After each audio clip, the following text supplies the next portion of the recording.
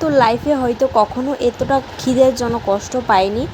তো আজকে যতটা কষ্ট পেলাম আর ভাবিনি কখনো আমরা হাওড়া স্টেশনে রাত্রটা কাটাতে হবে। Hello everyone, welcome back to my channel. তো তোমরা সবাই কেমন আছো? আশা করি সবাই ভালো আছো, সুস্থ আছো। আমিও কিন্তু বেশ ভালোই আছি। তো আজকে হচ্ছে আমরা দীঘাতে লাস্ট ডে। তো আমরা সকালে ঘুম থেকে উঠে চাটা খেয়ে আমরা বেরিয়ে পড়লাম। তো এখন আমরা আসলাম হচ্ছে, অনেকে হয়তো এই জায়গাটা দেখে চিনতে পারবে, অনেকে হয়তো চিনতে নাও পারতে পারে। তো জায়গাটা হচ্ছে মন্দারমণি। তো আমরা সকালে ঘুম থেকে উঠে চাটা খেয়ে কী করব তো আজকে যেহেতু আমার দীঘাতে লাস্ট ডে 6টার সময় আমাদের ট্রেন। তো সকালটা ভাবলাম আমরা এদিকে থেকে ঘুরে দেখে যাই। তো আমরা এখানে আসলাম হচ্ছে এখন মাছ বাজারে। তো এখানে এসে মানে কি বলবো, কিছু বলার নেই। হয়তো আমার লাইফে ফার্স্ট এতগুলো মাছ বা মানে অচেনা মাছগুলো সামনে সামনে হয়তো দেখতে পারছি। তো ভাবলাম তোমাদের সাথে একটু শেয়ার করি। তো দেখো এখানে কীগুলো মাছের নাম ঠিক এতটা মনে নেই, তো তোমাদেরকে বলতে পারছি না। তো তোমরা যদি অবশ্যই চিনে থাকো অবশ্যই কমেন্ট বক্সে জানাবে আমাকে। তো চলো দেখতে থাকো ব্লগটা। আর কে কোথা থেকে ব্লগটা দেখছো অবশ্যই কিন্তু কমেন্ট বক্সে জানাবে।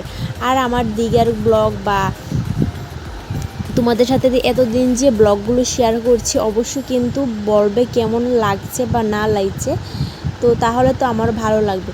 তো এখন আসলাম হচ্ছে আমরা কিছু একটা খাওয়া দাওয়া করার জন্য, যেহেতু এখন প্রায় 1টা বেজে গিয়েছে। তো এখন হোটেলে আসলাম ভাত খাওয়ার জন্য।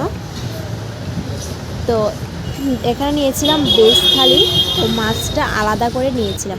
গোছানো কমপ্লিট হয়ে গেছে। তো ওরা দুজন বাইরে গিয়েছে চা খাওয়ার জন্য।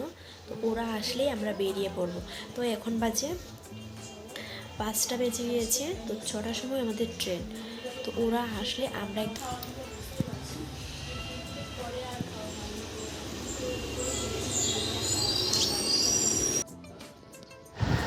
তো দীঘার কি আমরা বাই বাই করে আমরা ট্রেনের মধ্যে উঠে পড়েছি। এখন আমরা দার্জিলিংয়ের জন্য রওনা দিব। তো আজকে সারাটা রাত হচ্ছে আমরা হাওড়া স্টেশনে কাটাতে হলো। তো কী জন্য বলো তো, আজকে আমরা ট্রেনে থেকে নেমেছি হচ্ছে 1টার সময়। আর আজকে সকালে ভোর 5টার সময় হচ্ছে আমাদের ট্রেন। তো ট্রেনের মধ্যে উঠবো আর এইটুকু সময়ের জন্য আমরা হোটেল বুক করে নিয়ে আমরা স্টেশনে কাটাতে হলো রাত্রটা। তো এতটা খিদে লেগেছিলো, মানে খিদের কষ্টটা বেশিই পেয়েছিলাম। তো কি বলো তো, হোটেলে গিয়েছিল খাওয়ার আনার জন্য, অনেক হোটেল খুঁজেছে বাট একটা হোটেল পেয়েছে, বাত এনেছে কিন্তু বাত একদম নষ্ট হয়ে রয়েছিল, তরকারিটাও একদম নষ্ট।